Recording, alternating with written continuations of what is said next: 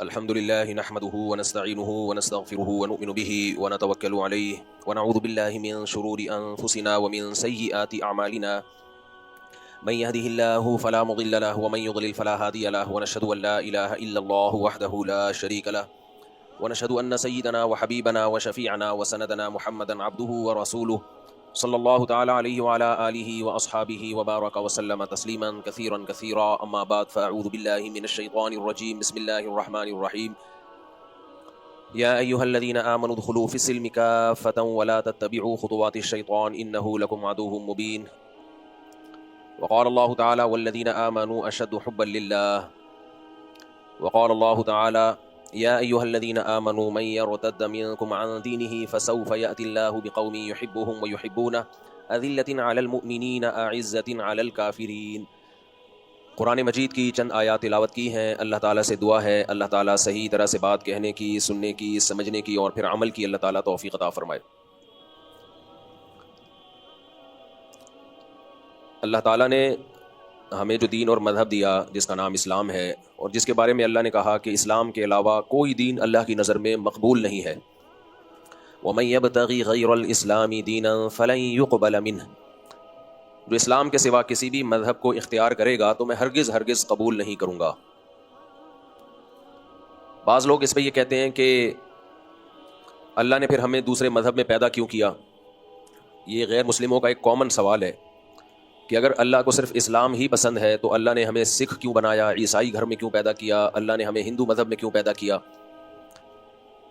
تو وہ کہتے ہیں کہ اگر اللہ نے ہمیں کسی اور مذہب میں پیدا کیا ہے تو اس کا مطلب ہے کہ وہ مذہب بھی ٹھیک ہے، ورنہ اللہ پیدا نہ کرتا۔ قرآن میں اس کا جواب بہت زیادہ اللہ نے دیا ہے، حدیث میں بھی اس کا جواب ہے اور قرآن میں بھی اس کا جواب ہے۔ وہ جواب یہ ہے کل مولود یولد علی الفطرہ فابواہ یہودانہ او ینصرانہ او یمجسانہ، کہ ہر بچہ فطرت پہ پیدا ہوتا ہے، نیک پیدا ہوتا ہے، وہ کسی باطل مذہب پہ نہیں ہوتا۔ بچے کا کوئی مذہب نہیں ہوتا، ہندو، عیسائی، سکھ، کوئی مذہب نہیں ہوتا۔ فابواہ یہودانہ، جب وہ بچہ بڑا ہوتا ہے تو اس کے والدین اس کو یہودی بناتے ہیں، عیسائی بناتے ہیں، ہندو بناتے ہیں۔ پیدائشی طور پر نہیں ہوتا وہ، یہ نہ مشرک ہوتا ہے، بلکہ اس کا ماحول، اڑوس پڑوس، اس کے والدین اس کو غلط رخ پہ ڈال دیتے ہیں۔ اب بچہ اگر نابالغ ہے، اس میں عقل نہیں ہے، تو قیامت کے دن اس سے پھر سوال نہیں ہوگا اس بارے میں، کیونکہ وہ میچور نہیں ہے۔ لیکن جب وہ بالغ ہو جاتا ہے، اس میں عقل پیدا ہو جاتی ہے، سوچنے سمجھنے کی صلاحیت پیدا ہو جاتی ہے، تو پھر اس سے سوال پوچھا جائے گا کہ تم نے صرف اس بیس پہ اپنے ماں باپ کے دین کو کیوں اختیار کیا کہ وہ تمہارے باپ دادا کا دین تھا؟ صرف اس بیس پہ،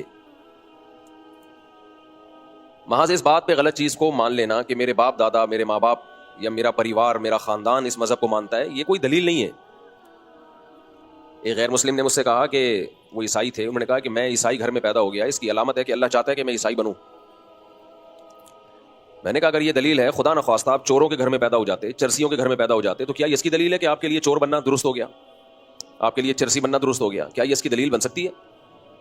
اور کیا اس بیس پہ دنیا میں کوئی عدالت آپ کو چھوڑ دے گی کہ آپ قتل کرتے ہوئے پکڑے گئے، اب آپ پہ کیس ہوا، سزا سنائی گئی، آپ نے کہا چونکہ میرا باپ بھی قاتل تھا، میری ماں بھی قاتل تھی، قتل ہمارے خاندان میں کامن ہے؟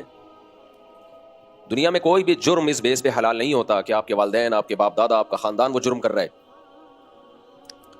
اور کسی نیکی کو اس بیس پہ رد بھی نہیں کیا جا سکتا کہ آپ کے باپ دادا وہ نیکی کرتے تھے لہذا آپ بھی کر رہے ہیں۔ یہ بھی ان لوگوں کو جواب ہے جو یہ کہتے ہیں کہ ہم مسلمان گھر میں پیدا ہو گئے تو ہم کیوں جنت میں جائیں گے، ہمیں تو اسلام فری میں ملا ہے۔ بعض غیر مسلم یہ تانا دیتے ہیں کہ اگر مسلمان جنت میں جائیں گے تو تمہارا کیا کمال ہے اس میں، تم اپنے اختیار سے مسلمان تھوڑی ہوئے ہو، تم تو مسلمان گھرانے میں پیدا ہوئے۔ اگر کوئی شخص سچے لوگوں کے گھر میں پیدا ہو جائے اور اس بیس پہ وہ سچ بولتا ہو تو کیا اللہ اس کی سچ کی نیکی کو اس بیس پہ ضائع کر دیں گے کہ چونکہ اس کا باپ بھی سچ بولتا تھا، اس کی ماں بھی سچ بولتی تھی، لہذا اس نے کون سا تیر مار لیا؟ میں سمجھا پا رہا ہوں اپنی بات؟ آپ کے ابا بھی غریبوں کو کھانا کھلاتے تھے، آپ کی اماں بھی غریبوں کو کھانا کھلاتی تھی، آپ جب بڑے ہوئے تو وہی ماحول آپ نے دیکھا، آپ بھی سخی، آپ بھی غریبوں کو کھانا کھلاتے ہو، یہ کلچر سے آیا نا بھائی، یہ چیز تو اوپر سے آتی ہے، سخاوت بھی، کنجوسی بھی۔ اب آپ نے غریبوں کو کھانا کھلایا، کوئی آپ کو اپریشیٹ نہیں کر رہا، آخرت میں آپ کو ثواب نہیں مل رہا، آپ اللہ میاں سے پوچھ رہے ہیں کہ اللہ مجھے ثواب کیوں نہیں مل رہا غریبوں کو کھانا کھلانے کا؟ اے اللہ، اچھا لوگوں سے کہہ رہے ہیں بھائی میرا شکریہ کیوں ادا نہیں کر رہے؟ لوگ کہہ رہے ہیں کیا کمال ہے تمہارا تو باپ بھی سخی تھا، ماں بھی سخی تھی، تو تمہیں تو کلچر میں سخاوت ملی ہے. کیا آخرت کے ثواب سے اللہ اس بیس پہ محروم کرے گا کہ تمہارا ابا بھی سخی اماں بھی سخی لہذا تمہیں غریبوں کو کھانا کھلانے کا ثواب نہیں ملے گا؟ یہ کوئی کامن سینس کی بات ہے؟ نیکی پہ ثواب ملتا ہے چاہے وہ موروثی ہو، باپ دادا سے چلی آ رہی ہو. گناہ پہ سزا ملتی ہے چاہے وہ باپ دادا سے، جملہ کمپلیٹ کریں، چلی آ رہی ہو. ہاں یہ ایک بات ہے کہ اللہ نے کچھ لوگوں پر احسان کیا کہ ان کے لیے آزمائش کم کر دی.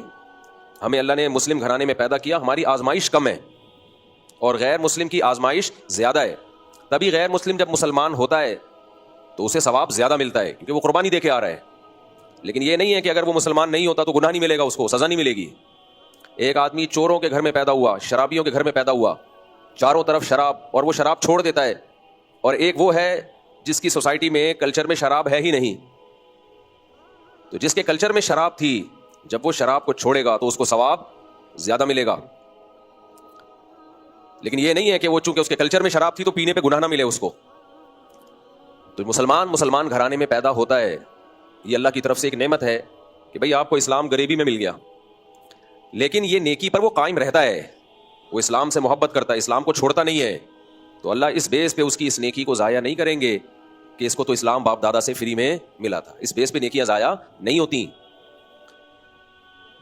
تو اس لیے اللہ کا بہت شکر ادا کیا کرو اس بات پہ کہ اللہ نے ہمیں مسلم گھرانے میں پیدا کیا اور پھر اس پہ قائم رکھا. کتنے لوگ مسلم گھر میں پیدا ہوتے ہیں مرتد ہو جاتے ہیں، کتنے لوگ مرتد ہو جاتے ہیں. تو نیکی کو کرنا بھی یہ بھی ضروری ہے اور اس کو بچا کے رکھنا بھی ضروری ہے. ہم نے بڑوں سے ایک بات سنی ہے، ہم لوگ کے ہاں چونکہ بزرگ ہوتے ہیں لہذا ہم بزرگوں سے باتیں بھی سنتے ہیں. بہت سے لوگوں کے ہاں بزرگ مارکیٹ سے شارٹ ہے، ان کے کوئی بزرگ ہی نہیں ہوتے بھی ہیں تو 400 500 600 سال پرانا کوئی بزرگ نکال کے لا رہے ہوتے ہیں. امام بخاری 1000 سال 900 سال پہلے کے بزرگ وہ نکال کے لا رہے ہوتے ہیں، یہ ہمارے بزرگ تھے. تو ان کے بزرگوں نے بزرگ جنے ہی نہیں، اس کا مطلب ہے وہ بزرگ دنیا سے آئے اور بزرگ پیدا کیے بغیر چلے گئے. ہم جن بزرگوں کو مانتے ہیں ہم کہتے ہیں وہ بزرگ دنیا میں آئے اور بزرگ چھوڑ کے بھی گئے ہیں، اور پھر ان کے بعد جو بزرگ چھوڑ کے گئے وہ دنیا سے گئے، انہوں نے بھی کچھ بزرگ چھوڑے، تو وہ سلسلہ اب تک چلا آ رہا ہے.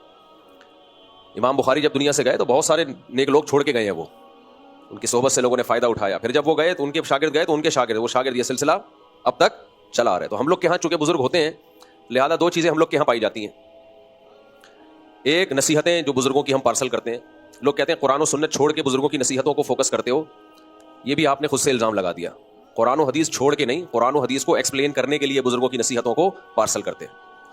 اور قرآن خود بھی بزرگوں کی نصیحتوں کو ذکر کرتا ہے، انبیاء کی نصیحتیں، لقمان علیہ السلام جیسے بزرگ کی نصیحتیں. تو نصیحت، نبی صلی اللہ علیہ وسلم نے فرمایا الحکمت ضالۃ المؤمن، حکمت کی بات، نصیحت کی بات مومن کی گمشدہ چیز ہے.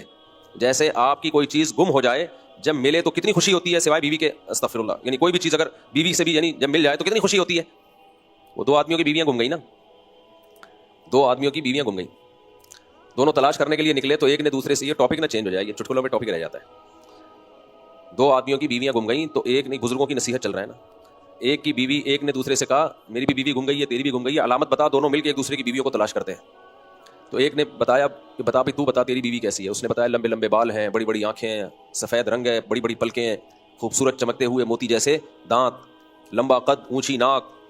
یہ علامت جس عورت میں وہ سمجھ لینا میری بیوی ہے. وہ اس نے کہا بتا تو تیری بیوی کیسی ہے. اس نے کہا میری کو چھوڑ تیری تلاش کرتے ہیں بس. ٹھیک ہے، اس نے کہا میری کو چھوڑ تیری تلاش کرتے ہیں.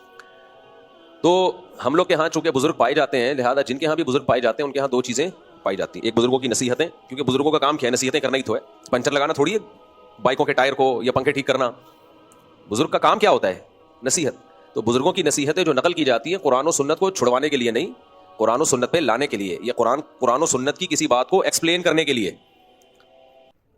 بچپن میں ہم جب نونہال پڑھا کرتے تھے حکیم محمد سعید رحمۃ اللہ علیہ کا، تو اقوال زریں یعنی خوبصورت اقوال، عمدہ اقوال، اس کے عنوان سے انگریز بھی اپنے بزرگوں کو مانتے ہیں، شیکسپیئر کی باتیں نقل کر رہے ہوتے ہیں. انگریز شیکسپیئر کی بات نقل کرتے ہوئے جھجک محسوس نہیں کرتا. ہمارے ہاں اللہ والوں کی باتیں نقل کرتے ہوئے لوگوں کو موت آتی ہے اور کہتے ہیں یہ بزرگوں کو لے کے بیٹھ گئے. ہاں بزرگ کی بات قرآن و حدیث کے خلاف ہوگی پھر نہیں لی جائے گی، پھر اس کو رد کیا جائے گا. تو جن کے ہاں بزرگ ہوتے ہیں ان کے ہاں 2 چیزیں پائی جاتی ہیں. نمبر 1 بزرگوں کی باتیں بھی، اور نمبر 2 کرامتیں بھی. یہ کرامتیں کس کے ہاتھ پہ ظاہر ہوتی ہیں؟ بولو، بزرگوں کے ہاتھ پہ ہوتی ہیں. اللہ دکھا رہا ہوتا ہے کہ میں اپنے اس بندے کے ساتھ ہوں. جیسے سلیمان علیہ السلام کے دربار میں وہ بزرگ تخت اٹھا کے لے آئے سیکنڈ میں، تو سلیمان علیہ السلام نے کیا فرمایا؟ ہذا من فضل ربی، سیکنڈ کے بھی 1000ویں حصے میں ان بزرگ نے کہا کہ میں ملکہ سبا کا تخت اٹھا کے لاؤں گا، یہ کہا اور تخت حاضر۔ تو سلیمان علیہ السلام نے اس بزرگ کی تعریف نہیں کی، بلکہ کیا فرمایا؟ ہذا من فضل ربی، یہ میرے رب کا فضل۔ اس سے پتہ چلا کہ بزرگ کے ہاتھ پہ جو کرامت ہوتی ہے وہ اصل میں بزرگ نہیں کر رہے ہوتے، کون کر رہا ہوتا ہے؟ اللہ کر رہے ہوتے ہیں۔ تبھی سلیمان علیہ السلام یہ نہیں کہہ رہے ہذا من کرامتی بزرگی، یہ میرے بزرگ کی کرامت، میری امتیوں میں ایک بزرگ کی کرامت ہے، بلکہ کس کی طرف نسبت کی؟ اللہ کی طرف، کہ یہ میرے اللہ کا فضل ہے۔ صرف ایک یہی واقعہ کرامت کے ٹاپک کو ایکسپلین کرنے کے لیے کافی ہے، لیکن جن کی کھوپڑی میں بھوسا بھرا ہوا ہے ان کو سمجھ میں نہیں آئے۔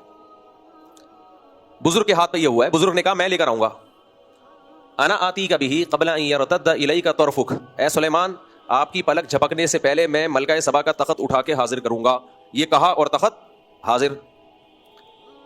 نسبت کس کی طرف کر رہے ہیں؟ اپنی طرف، میں یہ کام کروں گا۔ تو سلیمان علیہ السلام کو چاہیے تھا کہ جب وہ تخت حاضر ہوا تو آپ کا شکریہ ادا کرتے، تھینک یو ویری مچ، آپ یہ تخت سیکنڈوں میں لے آئے، میں آپ کا تہہ دل سے شکر گزار ہوں، اپنا خیال رکھیے گا۔ کیا خیال ہے بھائی؟ لیکن شکر ہے کوئی جاہل وہاں بیٹھا ہوا نہیں تھا، کوئی جاہل بیٹھا ہوا ہوتا پہلی بات وہ یہ کہتا کہ یہ تو پاسبل ہی نہیں ہے کہ کوئی انسان سیکنڈوں میں تخت اٹھا کے لے آئے، یہ شرک ہے، کیونکہ جب اپنے دماغ میں گوبر بھرا ہوا ہوتا ہے تو ہر جگہ گوبر ہی نظر آتا ہے، کوئی اچھی تعویل کر نہیں سکتا۔ سب سے پہلے کہتا ہے یہ شرک ہے۔ دوسری بات وہ یہ کہتا کہ اگر یہ کام اللہ نے کیا ہے تو یہ بزرگ نے یہ کیوں کہا کہ میں لے کے آؤں گا، یوں کہتے اللہ لے کے آئے گا۔ یہ اعتراض بنتا ہے کہ نہیں بنتا؟ اگر کسی کے دماغ میں گوبر ہوتا، جیسے یہاں آج کل بہت سارے لوگوں کے دماغ میں گوبر ہے، وہ تیسرا اعتراض یہ کرتے کہ اور اگر یہ لے کے بھی آیا ہے تو سلیمان علیہ السلام اللہ کا شکر کیوں ادا کر رہے ہیں، ان بزرگ کا کیوں نہیں ادا کر رہے؟ چوتھا اعتراض وہ یہ کرتا کہ سلیمان علیہ السلام تو لا نہیں سکے، یہ بزرگ اٹھا کے لے آئے۔ پانچواں اعتراض وہ یہ کرتا اچھا بزرگ اگر تخت لا سکتے ہیں تو پھر بزرگوں کو چاہیے کہ گھر کا فرنیچر ڈالنے کی ضرورت ہی نہیں ہے۔ کیا خیال ہے بھائی؟ گاڑی بک، اس زمانے میں بھی تو گھر میں فرنیچر آتے ہوں گے، لوگ گدا گاڑیاں بک کراتے ہوں گے، تو ان بزرگ کو تو اب یہ بزرگ سینٹر بزرگ جو ہے ایک ٹرانسپورٹیشن کا کام کھول لیں اور سیکنڈوں میں کسی کو فرنیچر اپنے گھر میں لے کے جانا ہے تو 50 روپے لیں فرنیچر یہاں سے وہاں۔ جو اتنا بڑا تخت اٹھا کے لا سکتا ہے وہ کسی کی الماری اور کسی کا بیڈ، جس کی نئی نئی شادی ہوئی ہے اس کو ٹائم نہیں ہے، اس کے پاس ٹائم نہیں ہے گدا گاڑی بک کرائے۔ پہلے زمانے میں ٹھکا ٹھک شادیاں ہوتی تھیں تو اس کے پاس ٹائم نہیں ہے کہ وہ گدا گاڑی بک کرائے اور یہاں سے سامان گدا گاڑی پہ ڈالے اور پھر دولہا کے کمرے تک پہنچائے۔ تو بھائی بزرگ کے پاس جائے، بزرگ سیکنڈوں میں ڈبل بیڈ، سنگل بیڈ، جو بھی اس زمانے میں رواج تھا یا تخت شاہی، یوں کریں اور چھو منتر حاضر۔ تو کسی کے بھی دماغ میں بھوسا بھرا ہوا ہوتا تو یہ سارے اعتراضات بولو کرتا، اور جن ملحدوں کے دماغ میں بھوسا بھرا ہوا ہے وہ قرآن پہ یہ اعتراضات آج بھی کرتے ہیں، یہ کیسے ممکن ہے، یہ کیسے ممکن ہے، اگر ایسے تھا تو وہ بزرگ نے یہ کیوں نہیں کر لیا، وہ کیوں نہیں کر لیا۔ ان سب باتوں کا جواب ایک ہی ہے کہ اگر آپ کرامتوں کو شرکیہ اور بدبودار دماغ سے دیکھو گے تو شرک نظر آئے گا، اور اگر توحیدی دماغ سے دیکھو گے تو اس میں آپ کو توحید نظر آئے گی۔ عیسائیوں نے عیسیٰ ابن مریم کے معجزوں کو دیکھا شرکیہ دماغ سے، تو انہوں نے کہا عیسیٰ علیہ السلام کے پاس اتنے اختیارات ہیں مردوں کو زندہ کرنا، لہذا یہی خدا ہیں، کیونکہ کس دماغ سے دیکھا؟ شرکیہ دماغ سے، شرک بھرا ہوا تھا، بدعتیوں والے دماغ سے دیکھا۔ تو بدعتی کو کرامتوں میں اور معجزوں میں شرک نظر آتا ہے، لہذا وہ اولیاء اللہ سے مانگنا شروع کر دیتا ہے۔ لیکن جو توحید پر مضبوط ہوتے ہیں وہ کسی بزرگ کے ہاتھ میں کرامت دے کے وہ سمجھتے ہیں یہ کس کا کمال ہے؟ اللہ کا، ان سے مانگنا ہی نہیں ہے، یہ اللہ کا کمال ہے بھائی، لہذا یہ ممکن بھی ہے کیونکہ کرنے والا کون ہے؟ اللہ ہے۔ آپ اگر ملحد کے دماغ سے سوچو گے تو آپ کرامت کے وجود کا انکار کر دو گے، یہ ہو ہی نہیں سکتا۔ مشرکانہ دماغ سے سوچو گے تو آپ کہو گے کہ یہ بزرگ نے کیا ہے، لہذا آئندہ ان سے مانگو۔ اسلام نام ہے نہ الحاد کا اور نہ شرک اور بدعت کا، جو بیلنس رائے کیا ہے بھائی؟ اگر اللہ کر رہا ہے تو اللہ اس سے بھی بڑے کام کر سکتا ہے، سارے مردوں کو زندہ کر دے گا قیامت کے دن۔ عیسیٰ ابن مریم کے ہاتھ پہ ایک مردہ زندہ کرنا اس کے لیے کیا ہے؟ وہ تو سب مردوں کو زندہ کرے گا قیامت کے دن۔ کرنے والا کون ہے؟ اللہ۔ جب اللہ ہے تو وہ تخت بھی اٹھا کے لا سکتا ہے، وہ سب کچھ کر سکتا ہے سیکنڈوں کے اندر۔ اور رہا یہ سوال کہ ان بزرگ نے اگر یہ ان کا تخت اٹھا کے لے آئے تو دولہا کے بیڈ بھی اٹھا کے لے آتے ہوں گے وہ، اور کتنا عجیب منظر ہوتا ہوگا جس دولہا کی ڈبل بیڈ ہے، شادی ہوئی ہے، اس کے بیڈ اٹھا کے دشمنی میں غائب کر دیا۔ یہ زیادہ بڑا مسئلہ ہو گیا نا، یوں کیا ڈبل بیڈ غائب، دولہا گھوم رہا ہے۔ کیا خیال ہے؟ کسی سے دشمنی نکالنی ہو تو ایسا بزرگ تو کیا کرے گا؟ فرنیچر غائب۔ تو ان سب باتوں کا جواب یہ ہے، بار بار دے چکے ہیں جواب، لیکن جن کے دماغوں میں گوبر ہے ان کو سمجھ میں نہیں آئے گا۔ اس کا جواب یہ ہے کہ بھائی کرامت اللہ کی مرضی سے ہوتی ہے، بزرگ کی مرضی سے نہیں ہوتی۔ کرامت کا یہ مطلب نہیں ہوتا کہ آپ کے پاس یہ اختیارات ہیں، جب چاہیں ادھر سے ادھر کر دیں چیزوں کو۔ حضرت عیسیٰ کے ہاتھ میں یہ اختیار نہیں تھا جب چاہیں مردوں کو زندہ کر دے، جب اللہ کا ارادہ ہوتا کر دیتا اللہ، جب نہیں ارادہ ہوتا نہیں کرتا۔ یہ اختیارات نہیں ملتے ہیں۔ سوال پیدا ہوتا ہے جب اختیارات نہیں ملتے تو بزرگ نے یہ کیوں کہا کہ میں لے کر آؤں گا؟ میں انا آتی کا بھی قبل ان یرتد الیک طرفک، آپ کی پلک جھپکنے سے پہلے میں تخت کو حاضر کروں گا. یہ کیوں کہا؟ یہ کیوں نہیں کہا اللہ حاضر کرے گا؟ وہ سب عقل مند توحید پرست لوگ تھے، ان کو پتا تھا کہ اللہ کرے گا، یہ مجازی نسبت ہے، ان کے ہاتھ پہ کرے گا اس لیے مجازن اپنی طرف نسبت کر رہے ہیں، یہ حقیقی نسبت نہیں ہے. ان کو پتا تھا بھائی یہ سب توحید پرست تھے، ان کو پتا تھا یہ کام کرے گا کون؟ اللہ کرے گا، تو یہ تو طے شدہ بات ہے، یہ نہیں کر سکتے. تو نسبت اپنی طرف کی جا رہی ہے مجازن. جیسے جبریل علیہ السلام نے حضرت مریم سے کہا لِأَهَبَ لَكِ غُلَامًا زَكِيًّا، میں آپ کو ایک نیک بچہ دینا چاہتا ہوں. تو جبریل کو بچہ دینے کا اختیار نہیں ہے، اللہ نے اولاد دی حضرت مریم کو، کیونکہ اللہ نے جبریل کی پھونک کے ذریعے اولاد دی ہے، تو اس لیے نسبت جبریل نے کس کی طرف کر دی؟ اپنی طرف. ورنہ جبریل کسی کو اولاد نہیں دے سکتے، اولاد دینا صرف کس کا کام ہے؟ اللہ کا کام ہے. تو بزرگ نے اپنی طرف مجازن نسبت کی ہے کہ میں لے کر آؤں گا، حقیقت میں نہیں بھائی، آپ نہیں لا سکتے. تبھی حضرت سلیمان علیہ السلام نے جب وہ تخت اپنے سامنے دیکھا تو یہ نہیں فرمایا آپ کا فضل ہے، فرمایا من فضلی ربی، یہ میرے رب کا فضل ہے، جس سے کرامت کا چیپٹر حل ہو جاتا ہے. یہاں ایک سوال پیدا ہوتا ہے، جب اللہ نہیں کرنا تھا تو بزرگ کے ہاتھ پہ کرنے کی کیا ضرورت ہے؟ ویسے ہی لے آتا اللہ تعالیٰ. اور دوسرا سوال یہ ہوتا ہے کہ بزرگ کے ہاتھ پہ آ گیا، سلیمان علیہ السلام کے ہاتھ پہ نہیں ہوا. یہ اس کا جواب یہ ہے کہ کرامت صادر ہونے سے یہ ثابت نہیں ہوتا کہ جس کے ہاتھ پہ کرامت نہیں ہے وہ کم درجے کا ہے، جس پہ ہاتھ پہ کرامت ہے وہ اعلیٰ درجے کا ہے. یہ اس سے ثابت نہیں ہوتا. بعض کرامتیں بزرگوں کے ہاتھ پہ ہوئی ہیں، وہ والے معجزے پیغمبروں کے ہاتھ پہ نہیں ہوئے. خود اسی آیت سے پتہ چلتا ہے سلیمان علیہ السلام نہیں لے کر آئے اور وہ بزرگ لے آئے، تو کیا مطلب بزرگ کا درجہ حضرت سلیمان سے زیادہ ہو گیا؟ بلکہ علامہ ابن قیم رحمہ اللہ یا ابن تیمیہ رحمہ اللہ نے تو بڑی خاندانی بات کی. انہوں نے فرمایا کہ امتی کی کرامت اصل میں پیغمبر کا معجزہ ہوتا ہے، کیونکہ امتی کے ہاتھ پہ کوئی کرامت ظاہر ہو رہی ہے تو اس سے پتہ چلتا ہے کہ جب یہ امتی ایسے ہیں تو سوچو پیغمبر کیسے ہوں گے جن کو یہ فالو کرتے ہیں. تو فضائل اعمال میں جتنی کرامتیں ہیں جو مستند ذریعے سے ثابت ہیں، وہ تمام کرامتیں محمد صلی اللہ علیہ وسلم کی فضیلت کی دلیل ہے اگر کوئی صحیح نگاہ سے دیکھے. کیونکہ اس سے ثابت ہوتا ہے جس نبی کی امت میں ایسے ایسے لوگ گزرے ہوں تو وہ سوچو پیغمبر کیسے ہوں گے. کچھ لوگ یہ بھی کہتے ہیں کہ کرامتیں پچھلی امتوں میں ظاہر ہوئی ہیں، اس امت میں کیا ثبوت ہے؟ واہ واہ واہ، پچھلی امتوں نے موسیٰ علیہ السلام، عیسیٰ علیہ السلام کو فالو کیا تو اللہ کے اتنے محبوب بن گئے کہ کرامتیں اللہ نے ظاہر کر دی، اور اس امت کے بزرگوں نے نبی کو فالو کیا لیکن وہ اللہ کے محبوب نہیں بنے. کھوپڑی میں آنے والی بات ہے بھائی. اس امت کا مقام پچھلی امتوں سے کم نہیں ہے، زیادہ ہے. اس امت میں بزرگ پچھلی امتوں سے زیادہ ہیں، اس امت میں بزرگوں کا ریشو قیامت تک پچھلی امتوں سے زیادہ رہے گا. لیکن چند اسکالرز ایسے ہیں جنہوں نے امت کا امیج اتنا خراب کر دیا ہے کہ ایسا لگتا ہے ان کو سن کے اس امت میں سارے 2 نمبر ہی پیدا ہو رہے ہیں، بزرگ مارکیٹ میں ہے ہی نہیں. سمجھتے ہو کہ نہیں سمجھتے؟ تو سلیمان علیہ السلام کے ہاتھ پہ کرامت ظاہر، وہ معجزہ ظاہر نہیں ہوا، بزرگ کے ہاتھ پہ وہ کرامت ظاہر ہو گئی. تو ایسا ہو سکتا ہے کسی بزرگ کے ہاتھ پہ ہو، نبی کے ہاتھ پہ نہ ہو، یا صحابی کے ہاتھ پہ نہ ہو، اس میں کوئی اچھمبے کی بات نہیں ہے. اور ایک بات رہ گئی کہ اللہ یہ کرتا کیوں ہے، کسی بزرگ کے ہاتھ پہ کرامت ظاہر کرتا کیوں ہے؟ 2 باتوں سے، ایک اپنی قدرت بیان کرنے کے لیے کہ میں سب کچھ کر سکتا ہوں، دوسرا اس بزرگ کی ویلیو بیان کرنے کے لیے کہ میں ڈائریکٹ بھی کر سکتا تھا لیکن میں نے اس کے ہاتھ پہ یہ کام کیا ہے، تاکہ تمہیں اس سے بھی عقیدت اور محبت ہو جائے، اور جو لوگ صبح و شام بزرگوں کے خلاف باتیں کر رہے ہیں ان کی باتوں سے تم متاثر نہ ہو. اس لیے ہم کہتے ہیں حضرت شیخ الحدیث مولانا زکریا رحمۃ اللہ علیہ نے جو واقعہ بیان کیا کہ میرے والد صاحب 2 سال کی عمر تک، دودھ چھڑانے کی عمر تک 1 پاؤ پارا حفظ کر چکے تھے، ہم اس واقعے کو درست مانتے ہیں. امام شافعی رحمہ اللہ فرماتے ہیں نا، اذا سمعت بان مجدودا اتى حوا عودا فاثمر في يديه فصدقي. میں شعر کا ترجمہ بعد میں کرتا ہوں، پہلے میں بتا دوں کہ حدیث میں پچھلی امتوں، صحیح حدیث ہے جس میں پچھلی امتوں کے کسی بزرگ کی کرامت ہے کہ ایک فاحشہ عورت کے ہاں بچہ پیدا ہوا، ولد الزنا، اس فاحشہ عورت نے پچھلی امتوں میں عیسائی بزرگ تھے ان پر ڈال دی بلی کہ انہوں نے زنا کیا میرے ساتھ. راہب تھے، عبادت گزار تھے، لوگوں نے ان کا عبادت خانہ گرا دیا کہ یہ تو فراڈی ہے، یہ تو 2 نمبر ہے، ہم اس کو نیک سمجھ رہے تھے. بچے نے ماں کی گود میں گواہی دی ہے، ماں کی گود میں بچہ بولا ہے، وہ بچہ بھی پیغمبر نہیں، اس کی ماں بھی پیغمبر نہیں، بلکہ ماں تو بزرگ بھی نہیں تھی، اور بچہ تو ویسے ہی بزرگ نہیں ہوتا بھائی، وہ تو ابھی نیا نیا دنیا میں آیا، اس نے نہ کوئی نیکی نہ کوئی گناہ. وہ بچہ ماں کی گود میں بولتا ہے، حدیث میں آتا ہے کہ یہ میرا باپ نہیں ہے، یہ جھوٹی تہمت لگی ہے، فلاں چرواہا ہے جس نے زنا کیا ہے. یہ حدیث کے الفاظ ہیں. تو وہ بچہ تو بزرگ بھی نہیں تھا، تو بچہ ماں کی گود میں بول سکتا ہے، پورے اناؤنس کر سکتا ہے کہ یہ نہیں ہے وہ ہے. کتنے اشکالات ہوتے ہیں، اس کو کیسے پتا چل گیا بھائی؟ بچے کو پتا ہوتا ہے میرا ابا کون ہے، اماں بتا دیتی ہیں یہ ہیں، مان لیتے ہیں بچے، کیا خیال ہے؟ تو بچے کو تو یہ نہیں پتا ہوتا میرا اوریجنل ابا کون ہے، اور وہاں بچہ ماں کی گود میں کیا کہہ رہا ہے، فلاں ہے فلاں نہیں ہے. تو یہ کرامت بچے کی تھی یا ماں کی تھی؟ یہ ان بزرگ کی کرامت تھی، ان بزرگ کی کرامت تھی. اب کوئی کہے لو بھائی اس بزرگ پر جھوٹی تہمت لگی, بچہ بول دیا, فلاں فلاں بزرگ پر لگی تھی, کیوں نہیں بولا, تو یہ اس کی علامت ہے دماغ میں کیا پھنسا ہوا ہے, گوبر. ٹھیک ہے, اللہ نے یہ ذمہ داری تھوڑی لی ہر بچہ بولتا رہے گا, ورنہ کتنے پکڑے جائیں گے بھائی, کیا خیال ہے؟ اللہ نے پردہ ڈالا ہوا ہے, سارے بچے بولنا شروع کر دیں تو اب یہ نہیں ہوتا کہ ہر ایک کے ہاتھ میں. تو اگر وہاں بچہ ماں کی گود میں بول سکتا ہے تو شیخ الحدیث مولانا زکریا رحمۃ اللہ علیہ کے والد بھی ماں کی گود میں ایک پاؤ پارا حفظ کر سکتے ہیں. ہاں آپ کہہ سکتے ہو کرامت کے لیے دو چیزیں ہیں جس سے کرامت کا وقوع ہو, وہ بزرگ ہو, نمبر 2 مستند ذریعے سے وہ ہم تک خبر پہنچی ہو, توحید پرست ہو, سنت کی اتباع کرتا ہو, اور جیسے حدیث میں جس کرامت کا تذکرہ ہوا وہ ہم تک مستند ذریعے سے وہ حدیث پہنچی ہے. لوگ کہتے ہیں وہ تو نبی نے بتایا تو اس لیے ہم نے مان لیا. بھائی ہم نے ڈائریکٹ نبی سے تھوڑی سنا ہے, ہم نے تو امتیوں سے سنا ہے کہ امتیوں نے کہا کہ نبی نے بتایا, ہم نے یقین کر لیا کہ نبی نے بتایا ہوگا, ورنہ ہم نے خود نبی کو سنتے ہوئے نہیں دیکھا. تو یہ بھی ہم تک مستند ذریعے سے پہنچی ہے.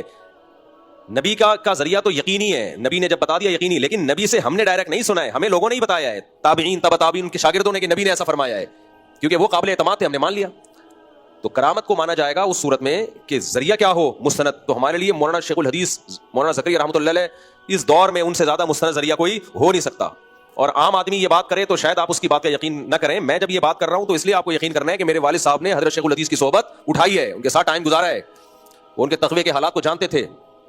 پورا گھرانہ ان کا سنت اور عبادت کی کثرت جو ان کے گھروں میں معمول تھا نا, تلاوت کا, تہجد کا, صدقات و خیرات کا, میں اور آپ اس دور میں تصور نہیں کر سکتے.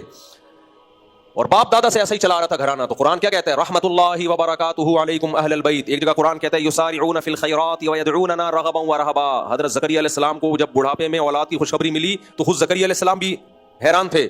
اللہ نے فرمایا تمہارا گھرانہ ایسا ہے کہ تم یسارعون فی الخیرات, نیکیوں میں پہل کرتے ہو, اور راتوں کو اٹھ کے ہم سے دعائیں مانگتے ہو.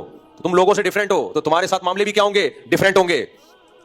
نارمل لوگوں کے ساتھ اللہ کے معاملے نارمل ہوتے ہیں, ڈیفرنٹ لوگوں کے ساتھ اللہ کے معاملے ڈیفرنٹ ہوتے ہیں.